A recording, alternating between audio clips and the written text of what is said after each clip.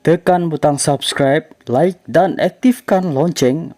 Tuan-tuan dan puan-puan, walaupun tarikh penamaan calon dan pengundian bagi PRN 6 buah negeri belum lagi ditetapkan oleh SPR, tetapi rakyat telah merasakan satu kehangatan bahangnya yang dikatakan sudah bermula dan dapat dirasakan ketika ini.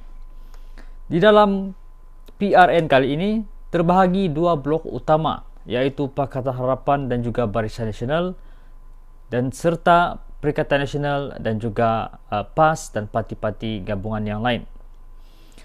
Dua blok besar ini akan bertembung di dalam PRN itu nanti, dan pada ketika ini pun kita sudah dapati bahawa mereka masing-masing telah pun menggerakkan aktiviti ke arah matlamat masing-masing untuk memperolehi kemenangan masing-masing.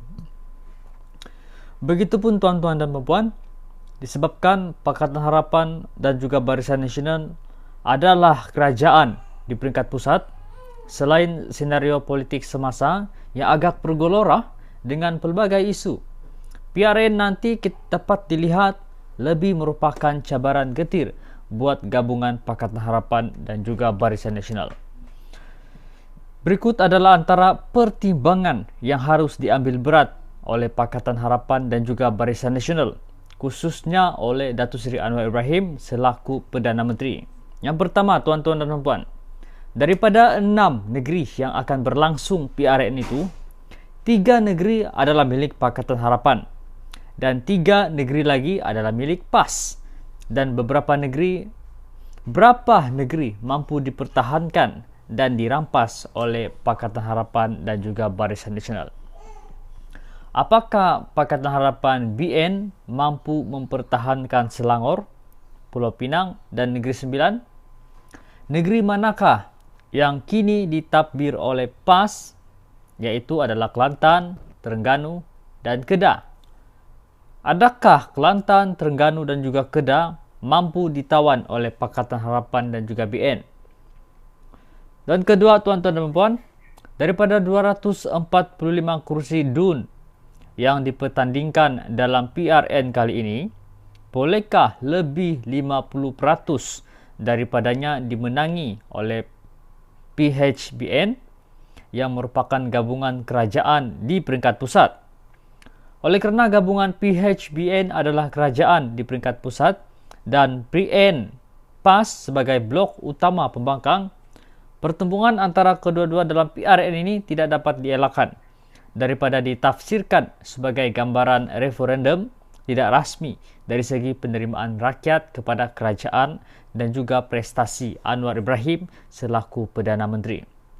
Mahu tak mahu, Pakatan Harapan dan juga Barisan Nasional tiada pilihan melainkan perlu menang lebih separuh daripada 245 kursi DUN dalam PRN ini jika mahu mengelakkan Anwar digambarkan sudah ditolak oleh majoriti rakyat.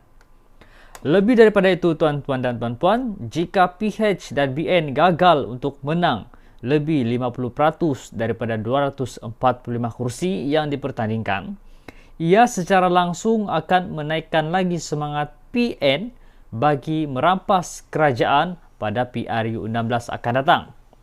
Dan ketiga, berapakah kerusi majoriti Melayu yang mampu dimenangi oleh PHBN pada PRN nanti? Kegagalan PHBN untuk memenangi lebih banyak kursi majoriti Melayu akan memberi tafsiran gabungan itu ditolak oleh kaum majoriti di negara ini, meskipun setelah UMNO turut serta berada dalam kerajaan. Lebih-lebih lagi jika UMNO kalah sebahagian besar atau semua kursi yang ditandinginya, ini sekaligus memberi petunjuk paling mudah bahawa keberadaan parti itu dalam kerajaan tidak membantu menarik sokongan penduduk teras negara ini. Hakikat ini tentu saja berbeza di ketika UMNO bersama PAS dalam Mufakat Nasional sebelum ini, di mana banyak PRK ketika itu berjaya dimenangi oleh mereka. Gabungan kerajaan yang digambarkan tidak lagi disokong oleh kaum teras ataupun penduduk majoriti dalam negara sudah tentu merupakan sebuah kerajaan yang tidak stabil. Dan kesimpulannya, tuan-tuan dan puan-puan, dalam PRN kali ini, sama ada PHBN gagal menawan mana-mana negeri PN atau mengekalkan negeri yang sedia dikuasai PH, gagal mencapai kemenangan lebih 50% daripada 245 kursi DUN yang dipertandingkan serta gagal memenangi majoriti kursi-kursi Melayu, ia adalah suatu kekalahan dan petanda lebih buruk sedang menanti Anwar pada PRU 16 akan datang.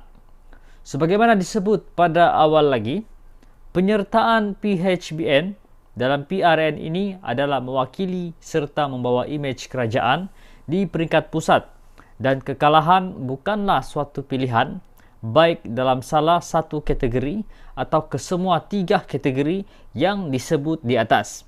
Semua Menteri Jentera Propaganda Kerajaan khususnya JKOM serta Kementerian Komunikasi dan Digital harus bergerak dengan lebih gigih untuk menyampaikan maklumat, memberi penerangan, menangkis serangan dan menangkis apa jua serangan lawan bagi memastikan kemenangan benar-benar dapat digenggam. Terima kasih.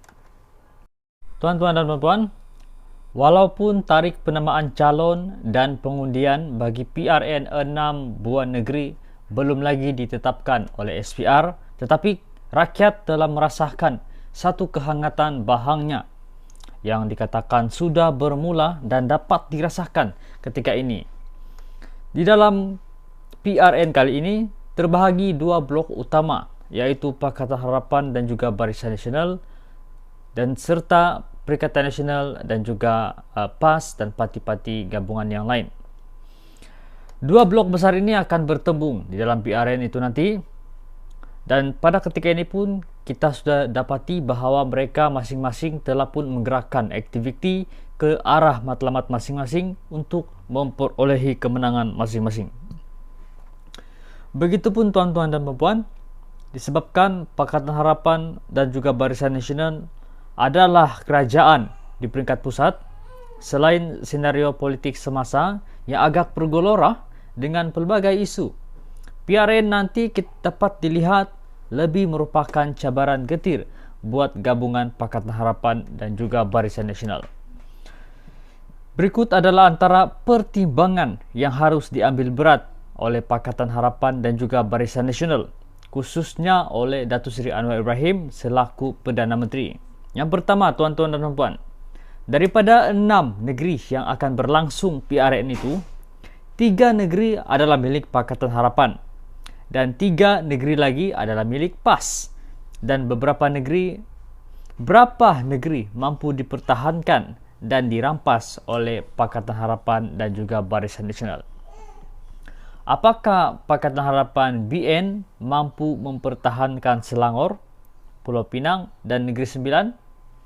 Negeri manakah yang kini ditadbir oleh PAS, iaitu adalah Kelantan, Terengganu dan Kedah? Adakah Kelantan, Terengganu dan juga Kedah mampu ditawan oleh Pakatan Harapan dan juga BN? Dan kedua, tuan-tuan dan puan, daripada 245 kursi DUN yang dipertandingkan dalam PRN kali ini, bolehkah lebih 50% daripadanya dimenangi oleh PHBN yang merupakan gabungan kerajaan di peringkat pusat? Oleh kerana gabungan PHBN adalah kerajaan di peringkat pusat dan PN PAS sebagai blok utama pembangkang, pertembungan antara kedua-dua dalam PRN ini tidak dapat dielakkan daripada ditafsirkan sebagai gambaran referendum tidak rasmi dari segi penerimaan rakyat kepada kerajaan dan juga prestasi Anwar Ibrahim selaku Perdana Menteri. Mahu tak mahu, Pakatan Harapan dan juga Barisan Nasional tiada pilihan melainkan perlu menang lebih separuh daripada 245 kursi DUN dalam PRN ini jika mahu mengelakkan Anwar digambarkan sudah ditolak oleh majoriti rakyat. Lebih daripada itu, tuan-tuan dan puan-puan, jika PH dan BN gagal untuk menang lebih 50% daripada 245 kursi yang dipertandingkan, ia secara langsung akan menaikkan lagi semangat PN bagi merampas kerajaan pada PRU 16 akan datang. Dan ketiga, berapakah kerusi majoriti Melayu yang mampu dimenangi oleh PHBN pada PRN nanti. Kegagalan PHBN untuk memenangi lebih banyak kursi majoriti Melayu akan memberi tafsiran gabungan itu ditolak oleh kaum majoriti di negara ini meskipun setelah UMNO turut serta berada dalam kerajaan. Lebih-lebih lagi jika UMNO kalah sebahagian besar atau semua kursi yang ditandinginya, ini sekaligus memberi petunjuk paling mudah bahawa keberadaan parti itu dalam kerajaan tidak membantu menarik sokongan penduduk teras negara ini. Hakikat ini tentu saja berbeza di ketika UMNO bersama PAS dalam Mufakat Nasional sebelum ini, di mana banyak PRK ketika itu berjaya dimenangi oleh mereka. Gabungan kerajaan yang digambarkan tidak lagi disokong oleh kaum teras ataupun penduduk majoriti dalam negara sudah tentu merupakan sebuah kerajaan yang tidak stabil. Dan kesimpulannya, tuan-tuan dan puan-puan, dalam PRN kali ini, sama ada PHBN gagal menawan mana-mana negeri PN atau mengekalkan negeri yang sedia dikuasai PH, gagal mencapai kemenangan lebih 50% daripada 245 kursi DUN yang dipertandingkan serta gagal memenangi majoriti kursi-kursi Melayu, ia adalah suatu kekalahan dan petanda lebih buruk sedang menanti Anwar pada PRU 16 akan datang. Sebagaimana disebut pada awal lagi, penyertaan PHBN dalam PRN ini adalah mewakili serta membawa imej kerajaan di peringkat pusat, dan kekalahan bukanlah suatu pilihan baik dalam salah satu kategori atau kesemua tiga kategori yang disebut di atas. Semua Menteri Jentera Propaganda Kerajaan khususnya JKOM serta Kementerian Komunikasi dan Digital harus bergerak dengan lebih gigih untuk menyampaikan maklumat, memberi penerangan, menangkis serangan dan menangkis apa jua serangan lawan bagi memastikan kemenangan benar-benar dapat digenggam. Terima kasih.